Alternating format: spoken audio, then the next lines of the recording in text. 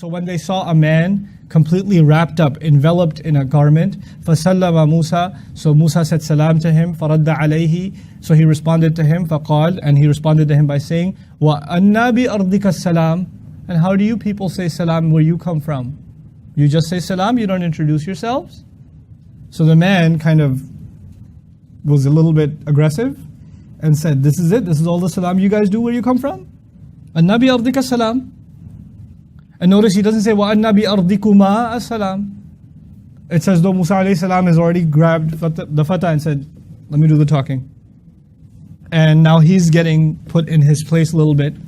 قَالَ أَنَا Musa. I said, oh, okay, I get what you're saying. I'm Musa. Assalamu alaikum, I'm Musa. I'll introduce myself properly. قَالَ Musa bani Israel. Musa from the children of Israel. Musa of Bani Israel. It's mudaf ilayh. Musa bani Israel. Okay. Typically, a proper name is not used as a mudaf, right? But you know, in Old English, I am David of Camelot or something. You know, so they use of instead of from. Like nowadays, you say I'm Mike from Chicago, like you know. But you don't say I'm William of Dallas, like you know. You don't do that. You say from. But in Old Arabic and old languages, you use a lot of. Right? So, Musa of Bani Israel, قال نعم أتيتك لتعلمني مما علمت رشدا. I came to you so you could teach me from what you've been taught in terms of uprightness and guidance. قال يا موسى, he said, Musa, إني على علم من علم الله. I am committed and I'm committed to knowledge from within the knowledge of Allah. علمنيه الله لا تعلمه, that Allah has taught me that you don't know. Allah has taught me that you don't know. وَأَنْتَ عَلَىٰ عِلْمٍ مِّنْ عِلْمِ اللَّهِ, and you are committed to knowledge, some knowledge, from within the oceans of knowledge of Allah. عَلَّمَكَهُ اللَّهُ لَا أَعْلَمُهُ, that Allah has taught you that He hasn't taught me. I don't know it. Which means Allah has given you Tawrat, Allah has given you revelation. I haven't received that revelation. But Allah has taught me some other things that you never learned. قَالَ هَلْ أَتَّبِعُكَ, so He says, can I follow you? قَالَ إِنَّكَ لَن تَسْتَطِيعَ مَعِيَ صَبْرًا, you're certainly not going to be capable of patience with me. وَكَيْفَ تَصْبِرُ عَلَى مَا لَمْ تُحِطْ بِهِ خُبْرًا, and how can you be patient over something you haven't encompassed, you don't have full news of? In other words, I was telling you before, his assessment of Musa alayhi salam is that he cannot be patient over partial information. Okay?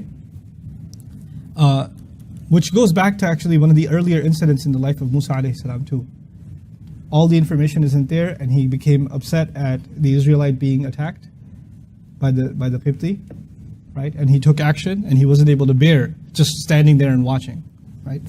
Anyhow, so the narrator says from here, لم تحد به خبرا قال ستجدني إن شاء الله صابرا ولا أعصي لك أمرا فانطلقا, all of that until they wrecked the ship. He recited all of that. The Prophet recited all of those ayat in this place. فانطلقا, so they moved forward. يمشيان على ساحل البحر, walking along the coast of the sea. فَمَرَّتْ بِهِمَا سَفِينَةٌ, so a ship passed by them. كَلَّمُوهُمْ, they called out to them, spoke to them. أَنْ يَحْمِلُوهُمْ, that they can be boarded on. Can we board on to your ship, guys? فَعَرَفُوا الْخَضِرِ, so they recognized Khadir. This is the first time we're hearing his name. So they recognized Al-Khadr. فَحَمَلُوهُ بِغَيْرِ نَوْلٍ, so they let him board on without any nawl. Nawl means compensation, any fee. Okay. فَلَمَّا رَكِبَا فِي السَّفِينَةِ جَاءَ عُصْفُورٌ, so when they boarded onto the ship, a bird came. A sparrow, literally a sparrow came. فَوَقَعَ عَلَى حَرْفِ السَّفِينَةِ, so it sat at the very edge, at one of the bottom edges of the ship. فَنَقَرَ فِي الْبَحْرِ نَقْرَةً أَوْ نَقْرَتَيْنِ, and it pecked into the ocean once or twice, like dipped its beak in the water once or twice. قَالَ لَهُ الْخَضِرُ يَا مُوسَى, so Musa alayhi salam, Khidr said to Musa, ما نقص علمي وعلمك من علم الله إلا مثل ما نقص هذا العصفور بمنقارة من البحر. The knowledge you and I have from within the banks of knowledge of Allah hasn't diminished what Allah still has with Him that we don't have, except like this, the droplet that this bird has just pecked from the ocean. That's all we have. So now, you know, the story began with I know more, right? And now he's met someone who knows more. And the one who knows more says, you know, put together, we know nothing. put together, we really don't know anything. Okay? And there's this humility that's coming with knowledge. I'm reminded of Shah Waliullah Dehelwi's famous quote, rahimahullah, when he would graduate students, he would tell them the same thing every time. He would say, when a tree bears fruit, its branches lower. When a tree bears fruit, its branches lower. And his way of taking, when you've acquired knowledge, which is fruit, that it should actually bring you humble, should bring you down, not bring you up. May Allah Azza wa Jal make us of those. So he says, we don't really know anything. إِلَّا مِثْلَ مَا نَقَصَ هَذَا الْعُصْفُورِ بِمِنْقَارَةٍ مِنَ الْبَحْرِ all of a sudden, so now there's this sweet spiritual lesson.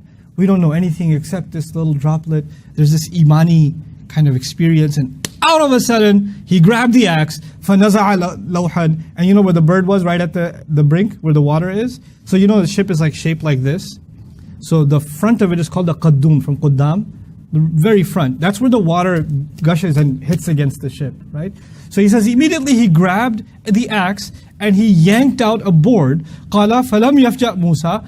Musa was not even shocked yet. إِلَّا وَقَدْ قَلَعَ لَوْحًا. So he didn't know, why is he axing the board? Maybe he's doing something I don't understand, maybe some new kind of salah, I don't know what he's going to teach me. He's still not surprised yet, but once he axed it, he loosened it, he yanked it out. And it's at that point that Musa alayhi salam, it hit him, what's he doing? What is he doing? So, وَقَدْ قَلَعَ لَوْحًا بِالْقَدُّمْ فَقَالَ لَهُ مُوسَى. Musa said to him, مَا صَنَعْتَ? What have you done? قَوْمٌ حَمَلُونَ بِغَيْرِ نَوْلٍ. A group of people let us board onto their ship. They didn't even charge us anything. عَمَدْتَ إِلَى سَفِينَتِهِمْ. You had evil intent to destroy their ship. عَمَدَ, to purposely do harm to something. عَمَدَ. Ta'ammud actually means intentful behavior, right? So you intentionally did this to their ship. فَخَرَقْتَهَا لِتُغْرِقَ أَهْلَهَا. You damaged it so you can sink its inhabitants or the people on board. لَقَدْ جِئْتَ شَيْئًا إِمْرًا. You've done something really terrible. Imr, one of the words in Arabic for terrible. We'll get into it when we go ayah by ayah. قَالَ أَلَمَّ قُلْ إِنَّكَ لَن تَسْتَطِيعَ مَعِيَ صَبْرًا. Didn't I say that there's no doubt about it? You're not going to be able to bear patience with me? قَالَ لَا تُؤَاخِذْنِي بِمَا نَسِيتُ. He said, don't take me to account over what I forgot. وَلَا تُرْهِقْنِي مِنْ أَمْرِي عُسْرًا. And don't lean on me and be difficult on me in the decision that I made. فَكَانَتِ الْأُولَى مِنْ مُوسَى نِسْيَانًا. So the first excuse that Musa alayhi salam presented in his defense was forgetfulness. The first line of defense was forgetfulness. فَلَمَّا خَرَجَا مِنَ الْبَحْرِ. Then when they both came out of the sea, مَرُّوا بِغُلَامٍ يَلَعْبُوا مَعَ الصِّبْيَانِ. They passed by a boy that was playing with other little children. فَأَخَذَ الْخَضِرُ بِرَأْسِهِ فَقَلَعَهُ بِيَدِهِ هَكَذَا وَأَوْمَأَ سُفْيَانُ بِأَطْرَافِ أَصَابِعِهِ كَأَنَّهُ يَقْطَفُ شَيْئًا. This is part hadith, part describing how Sufyan narrated the hadith. He visually explained what was happening. He said he grabbed the kid by his head and he moved his hands out like this and he just plucked like he was plucking something. Like he yanked the kid's neck and snapped his neck. That's what he did. Very disturbing. And then فَقَالَ لَهُ مُوسَى قَتَلْتَ نَفْسًا زَكِيَّةً بِغَيْرِ نَفْسٍ. What have you done? You killed a pure person, a pure soul, without him having committed murder. You've done something completely unheard of. قَالَ أَلَمَ قُلْ لَكَ إِنَّكَ لَن تَسْتَطِيعَ مَعِيَ صَبْرًا. Didn't I iterate to you that no doubt you are not going to be able to bear patience with me? قَالَ إِن سَأَلْتُكَ عَنْ شَيْءٍ بَعْدَهَا فَلَا تُصَاحِبْنِي. He said, if I were to ask you anything after this, after it, don't accompany me. قَدْ بَلَغْتَ مِن لَدُنِّي عُذْرًا. You have now reached whatever udhr, whatever excuse on my end, you are fully justified in letting me go, basically. That's what udhr means. Udhr in Arabic, not just used for excuse like al-ma'adhiru makadhib. I'm reminded of the words in Surah Al-Mursalat, udhran aw nudhra, right? Those words are very powerful because Allah takes an oath, right? He takes an oath by winds, winds that do different kinds of things. Winds that can pluck trees out of the earth, and then winds that bring clouds. And the contrast is that winds can kill and winds can give life, right? And as a result, winds are a means for human beings to reflect that the creation and the gifts Allah has given you can be a source of your destruction and can be a source of your benefit. Water is life, but water can kill.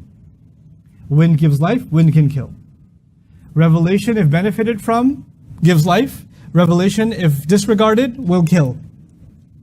You know, Allah says, like a narration says, إِنَّ اللَّهَ يَرْفَعُ بِهَذَا الْقُرْآنِ أَقْوَامًا وَيَضَعُ بِهَا آخَرِينَ أو بِهِ آخَرِينَ.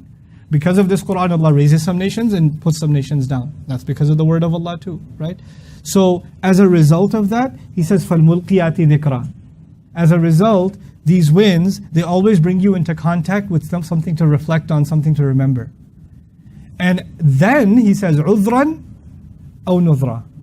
And عُذْرًا there specifically, as enough of an excuse of a case against you. Meaning whatever happens to you after winds were sent to you, on Judgment Day, if no revelation was sent to you, nothing else was given to you, Allah has the right to ask you, didn't I give you wind? Wasn't that enough to ponder on? That was enough of a case against you. عُذْرًا. That's actually the implication of عُذْرًا in that ayah. عُذْرًا أو نُذْرًا. So when Musa says عُذْر, he's saying, you've got all the justification you need to expel me from this university, right? أعذرك في مفارقتي لأنك بلغت النهاية في التنبيه. فانطلقا, so they moved forward حتى إذا أتيا أهل قرية استطعما أهلها, until they approached the inhabitants of a town where they both seek food from them. استطعما أهلها. يعني طلب منهم الطعام ضيافة. They asked for some food from them just out of hospitality. فأبوا أن يضيفوهما, so they refused to show them any hospitality. فوجد فيها جدارا يريد أن ينقض, so they found in it a wall that wants to tip over. مائلا, tipping. Now مائلا is his comment. وأومأ بيده هكذا. Then they say that Sufyan made a gesture, or the Prophet made a gesture so and so. وأشار سفيان كأنه يمسح شيئا إلى فوقه. And Sufyan made a gesture as though he is passing his hand over something above him, like a wall that wants to tip over. I imagine he did something like this. Okay. Now, فلم أسمع سفيان يذكر مائلا إلا مرة. But you know, I've heard Sufyan say this story multiple times. I've only use the word مائلا, leaning, only once. So the narrator is even sensitive enough to say, by the way, he only used the word مائل that one time. But I figured I should write it in. قال قوم أتيناهم. Musa alayhi salam said, a group of people, we approached them. فلم يطعمونا, they didn't give us food. ولم يضيفونا, they weren't even very hospitable to us. عمدت إلى حائطهم, you purposely went towards their wall, and you intentfully, with full consciousness, built it up for them. لو شئت لاتخذت عليه أجرا, had you wanted, you could have been compensated for it. You could have taken from because of it some compensation. قال هذا فراق بيني وبينك سأنبئك بتأويل ما لم تستطع عليه صبرا. This is the parting between you and myself. I will now inform you of the interpretation of what you couldn't bear patience over. قال النبي صلى الله عليه وسلم وددنا أن موسى كان صبر. Musa alayhi salam said, we wished that Musa alayhi salam remained patient. فقص الله علينا من خبرهما. So Allah would have told us more about what happened with them. So Allah wanted to know more. And what's really beautiful here, خبرهما, some attribute this to, we could have learned more about their journey and they could have learned more. And some say that the hima here refers to the two kids, like he wanted to know about their well-being. You know, the خبرهما, because I wanted to know what happened with those children.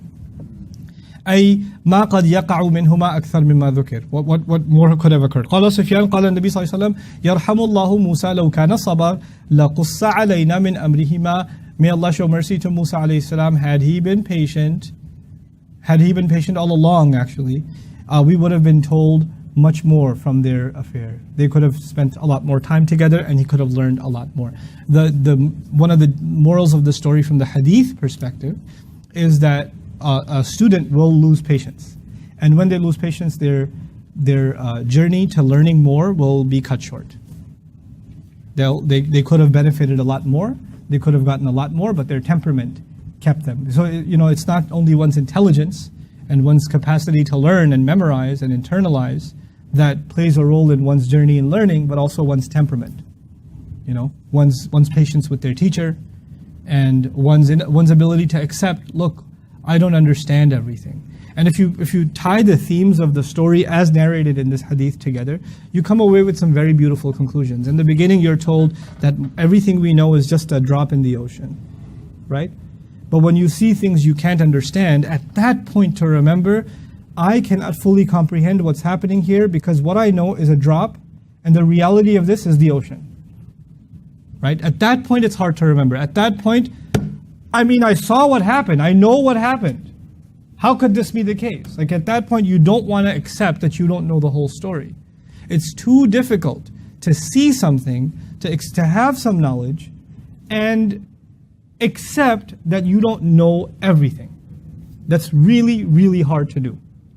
In my last khutbah, Colleyville, I actually spoke along these lines. It's another, and that's more, it's not even about learning, the journey of learning, but about passing judgment, which is related, right? You don't know the entire story. There's always somebody who knows more, even if you've seen something happen in front of your eyes. And that's why even the ayah, فَوْقَ كُلِّ ذِي عِلْمٍ عَلِيمٍ, above everybody who possesses knowledge is somebody, a knowledgeable one, right? And a fully knowledgeable one. Alim could be about kamal, fully knowledgeable. Someone who has the full story. That is part of the ayah in which Yusuf alayhi salam had hidden the cup in his brother's bag. And he had done so, if you didn't know the whole story, you would think he schemed, he lied, he conspired, he falsely arrested. Like there's a lot of bad conclusions you'd arrive at. And don't say Yusuf, put somebody else in his place and say one of the students put one of their wallets in somebody else's bag and got them arrested. You would not find that to be an acceptable course of behavior. We would all pass judgment, don't try it. As an attempted tafsir of the ayah. Please don't try that. But if you did do that, it would be really easy to say, this is what happened. And if somebody says, you don't know the whole story, yeah, you're always saying you don't know the whole story. It's on camera. We saw it. We know what happened, So when you see something, it's just too hard to accept. I don't know what's behind the scenes. I don't know what prompted this behavior, And that's kind of along the lines of what happens in this story. What's happening in front of him is so intense, it is at that time to just take a step back and say, I need to take this in and not react. And the last thing I'll tell you, from a thematic perspective, because we'll go ayah by ayah next. I gave you the story's overview last time, and this narration today. One thematic thing I want to share with you, how is this connected to the fitan? Because the surah is connected to the fitan of the future, the trials that the ummah will face in its future. One of the most difficult things that the ummah will have to learn is to face harsh realities. And every time we face them, we're going to say, why is this happening to us? What's the point of this? This is so unfair. And we're going to get overwhelmed with grief and frustration. And it is at those points that we're going to have to say, just like the mentor to Musa alayhi salam was telling him, you just don't have enough patience to bear. You're just, you see an injustice around you and you just question immediately, why is this happening? We need to fix this right away and take action right away. Hold on. You need to understand that when these fitan are happening, and the Prophet ﷺ would describe towards the end of times, the blood of Muslims is going to be shed and injustice will be widespread. And as a result, by the way, because of this injustice, I can't believe this happened in my own lifetime. When I was first learning about Surah Al-Kahf in the 90s, right? In the 90s when I was first learning about it, one of my teachers told me, that a time will come, the Prophet would describe, a time will come where people will be, because of these fitan, his analysis was, because of these fitan, people will start questioning their iman altogether. Like things on the Muslims will be so difficult, somebody might even come along and say, if we were really on the committed to the truth, and Allah is on our side, all of this wouldn't be happening to us. I don't even want to be Muslim because all of these things that are happening to us. And I could not imagine when that would ever be the case. Like, things are bad, but it ain't that bad. Come on. That things are going to be bad and people are just going to say, I don't even want to be Muslim anymore. Things were like, I don't want to tell people I'm Muslim because I want to fit in. There used to be that. I don't want to look too Muslim. There used to be that. But I don't want to be Muslim. I couldn't imagine. Now when you say this, you don't have to imagine. You just have to open your email inbox. It's crazy. This happened within no time at all. No time at all. Subhanallah. So it's a real thing. It's a real thing that somebody's faith gets challenged when they see a lot of trials around them. And the first remedy to that in this particular piece of the surah is humility of knowledge. Just one recognizing I don't understand everything and being content with that. and not losing patience over that. May Allah Azza wa Jal make us among the patient and among those who Allah continues to open the doors of wisdom for. Barakallahu li wa lakum. Assalamu alaikum.